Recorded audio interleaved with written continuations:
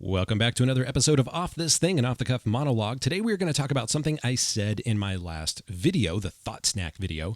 I said that we let fundamentalists define themselves. Why do we do that? Well, there's really three reasons I can think of. First, if you let fundamentalists define themselves, you don't run into problems of exclusion. Here's what I mean. George Bush once said that Islam is a religion of peace. Since then, the narrative in the media has been that Islam is a religion of peace. Since then, you've heard things like ISIS, well, they're not really Muslim. They're not really fundamental Islamists.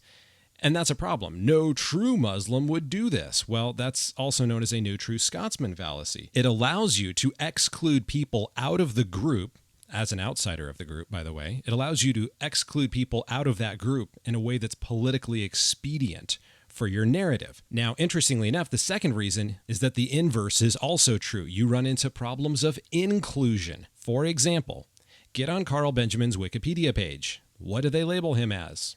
The alt-right. Dave Rubin has been labeled by a hack blogger as the alt-right. Milo Yiannopoulos was named by the National Review Online as the alt-right. If you study alt-right ideology, if you study the works of Richard Spencer and Vox Day, you understand that none of these three are, in fact, alt-right. But if you create the frame, like the media has, that the alt-right is really, really bad, you can take that frame and you can hang it around the neck of somebody like Sargon or Dave or Milo, and you could say, look, this guy's an alt-right jackass. You don't need to look at him. You don't need to listen to him. You don't need to come face-to-face with his ideas. See, we have an alt-right frame. We hung it around his neck. Guilty.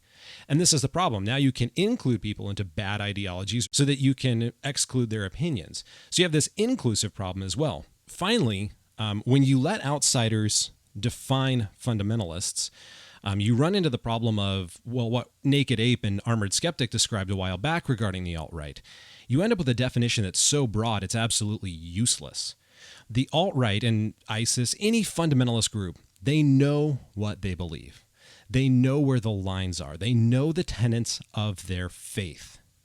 The outsiders draw lines based on expediency, based on frames, based on narratives, based on fragments. The alt-right draws their lines, and they know exactly where those lines are and how far they go, where they stop, and who is on what side of the line.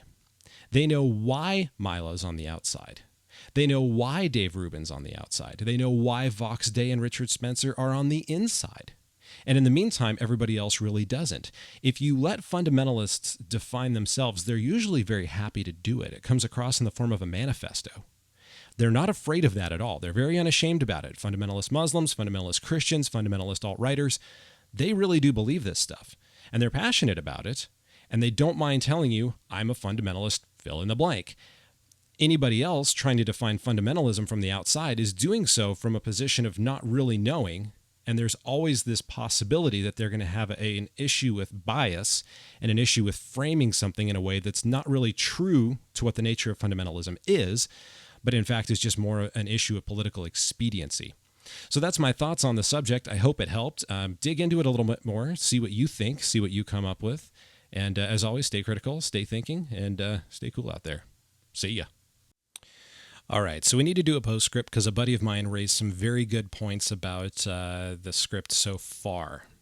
It is important to recognize that this idea here of letting fundamentalists self-identify, that is a tool. It is a very basic tool. I look at it like a handsaw, like a real simple handsaw. It is designed to separate a fundamentalist group from the narrative and the hype and the hysteria around it. It is going to leave rough edges. I submit that it is better to have rough edges than to have no edges at all. And you end up with a group like the alt-right, lumped in with the media description of the alt-right and everybody else and all the hysteria, and then you have absolutely no edges on the concept at all. So I think there is some usefulness in being able to cut things out. The second thing we have to accept to really use this tool is the idea of pluralism or plurality. What I mean by that is that two different fundamentalist groups can call themselves fundamentalist Christian and have very little in common, and yet they're both equally fundamentalist, quote unquote. This is not a zero-sum game. One being a fundamentalist does not detract from the other's ability to be a fundamentalist. Linda Sarsour is a fundamentalist Muslim, and so are members of ISIS. Both identify as Muslim. Both are by no means the same.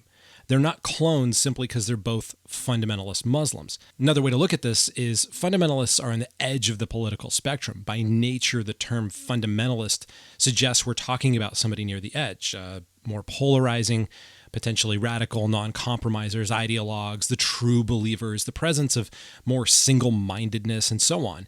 So fundamentalists are proud of this, and they have no intention of really moving towards the center. Pluralism here is necessary, or else you're going to miss the nuances of different fundamentalist groups and where they are on the edge, and you're going to end up having to identify one as the fundamentalist and no one else. Instead, I suggest we accept pluralism here and say multiple groups can call themselves fundamentalist Christian, fundamentalist Muslim, and yet they're different. They're by no means clones of each other. So my final point is that this tool is specifically for finding the edges of fundamentalist groups and figuring out what they believe. It is too clumsy to use on human beings, especially with a planet of 7 billion of them. If you walk around trying to do that, hey, what do you identify as? You'll end up with trigender pyrofoxes and 7 billion other answers, and you still won't know who anyone is. This tool of taking fundamentalists on their beliefs is for groups, not for individuals.